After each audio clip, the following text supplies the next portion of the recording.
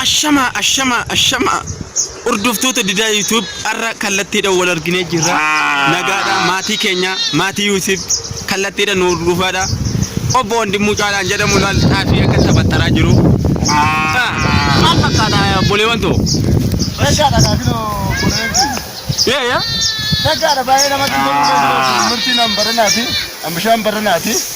Sirrii. Nyaatamu dhabtaa. Yoo dadhabne immoo boleetti dhiigaa haalati adidaa buntaana kunuunsa isaa biyya maarree akka jenne yaada'u. Kuni xaafii jedhama maanyaadha. Maanyaa nyaachuun dhiirummaadha. Mee immoo kuni akka taphattaramee keechaa baate. Akkatti giroo akkatti hojjennet warri magaalaa nyaatan gaggabatti gurguranna. Magaalaa maalaati isin qoonqoo qabda obboleessa koo maali ati moo maali?